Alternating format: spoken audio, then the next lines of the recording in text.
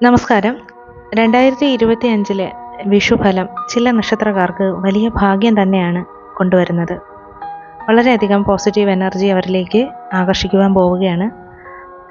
2025 April 14 Vishu. ഇതുമുതലാണ് ഈ ഒരു ഫലം അവർക്ക് കിട്ടിത്തുടങ്ങുന്നത് തന്നെ. സൂര്യൻ മേടരാശിയിലെത്തുമ്പോൾ ചില നക്ഷത്രക്കാർക്ക് ജീവിതത്തിൽ പോസിറ്റീവായിട്ടുള്ള പല കാര്യങ്ങളും സംഭവിക്കുന്നത് സ്വാഭാവികമാണ്. അതിനുള്ള സാധ്യതകൾ കൂടുന്ന ഒരു സമയമാണ്. എല്ലാവരിലും മാറ്റങ്ങളുണ്ടാകും, എല്ലാ നക്ഷത്രക്കാരിലും മാറ്റങ്ങളുണ്ടാകും. എന്നാൽ ചില നക്ഷത്രക്കാരിൽ സമയം വളരെയധികം അനുകൂലമാകും. ഒരുപാട് ഭാഗ്യങ്ങൾ അവരെ തേടി എത്താനുള്ള സാധ്യതകൾ വളരെ കൂടുതലാണ്.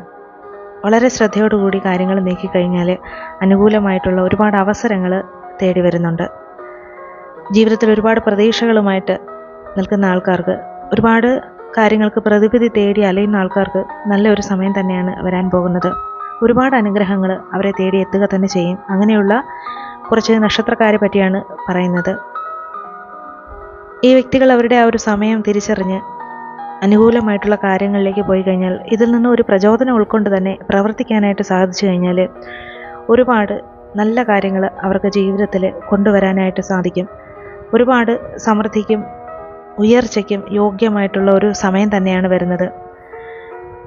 ഗ്രഹങ്ങളുടെ സ്ഥാനം മാറുമ്പോൾ ചില നക്ഷത്രക്കാർക്ക് ജീവിതത്തിൽ പോസിറ്റീവായിട്ടുള്ള പല കാര്യങ്ങളും സംഭവിക്കുന്നുണ്ട്. അത്തരത്തിൽ സൂര്യൻ മേടരാശിയിലെത്തുമ്പോഴാണ് ചില നക്ഷത്രക്കാർക്ക് ജീവിതത്തിൽ മാറ്റങ്ങൾ ഉണ്ടാകുന്നത് തന്നെ.